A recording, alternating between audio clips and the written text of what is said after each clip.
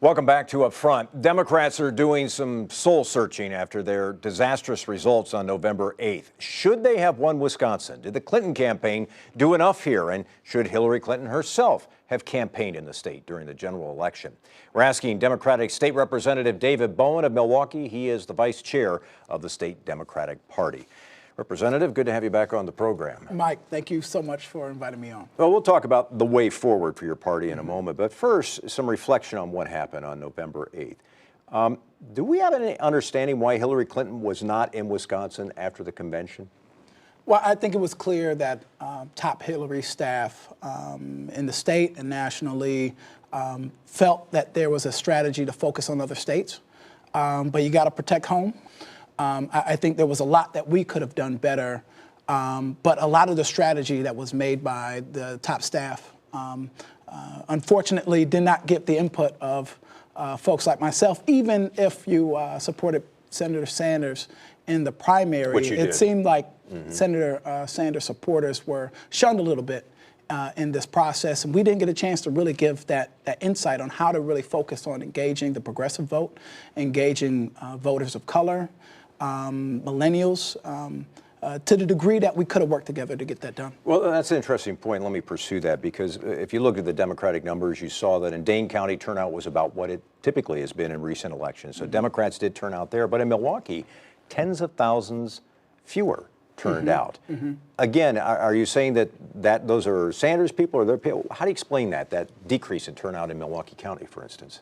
I think there were a lot of factors, and I don't want to miss the impact that voting obstruction policies and procedures have had on preventing people to vote, like voter ID, where we know that there was an impact. You think that was a factor? We know that was an impact, but we don't know how much. But it was clear that in the turnout, the top of the ticket could not produce the amount of engagement with voters to actually turn out and vote like the other side did. And we clearly see that Donald Trump was able to outperform Romney's 2012 numbers. And unfortunately, Secretary Clinton underperformed Obama's 2012 numbers. So the goal, obviously, is to win elections. That's what your chair of the party said a couple of years ago when she took office. She said, we plan to win elections. But you're not winning elections. So how do you win elections in the future? It's about changing the electorate, right? And not focusing on the electorate and what it stands. And I think there was a failed strategy to focus on some of the moderate votes and even Republican votes. I think we didn't get a chance to really work our base. And there were some things that we definitely needed to do that, and it takes collaboration with working together with grassroots people on the ground, as well as the top staffers. But we can no longer centralize all of those decisions at the top of our staffing. And then I think there was a huge missed opportunity to focus on the frustration that people are feeling with politics as we know it.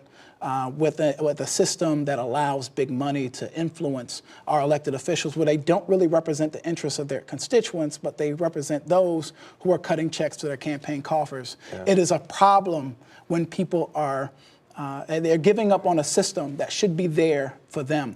And we did not tap into that frustration. Neither did we really highlight the fact that the obstructions we've seen, the obstructionists that we've seen in D.C., on the federal level, those have been the Republicans. Those have not been the people on our side that have continued to highlight the issues that matter to everyday folks.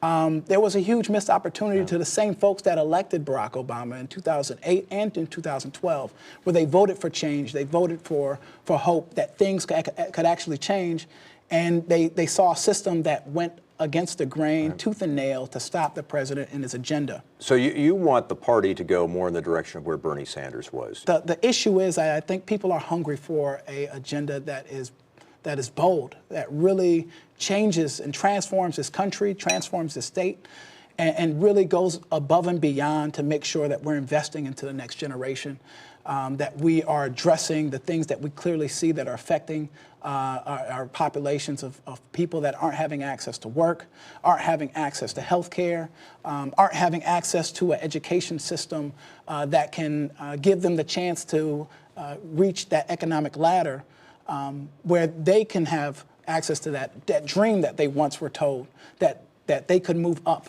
in this world. So I think there's definitely some things that we have to do differently to really tap into that. And that means that we will have to cut some connections that we have to put people over contributions and those Big lobbyists, big money. contributions, Yeah. right? And those lobbyists that represent special interests that only are working for their own and not for what we can do for the broader population. So I really hope that we can get to that. Representative David Bowen of Milwaukee, he is the vice chair of the state Democratic Party. It's good to have you back on the program. Thank you so much, Mike. Appreciate being here. You bet. Didn't take Donald Trump long, once elected, to start talking about deportations.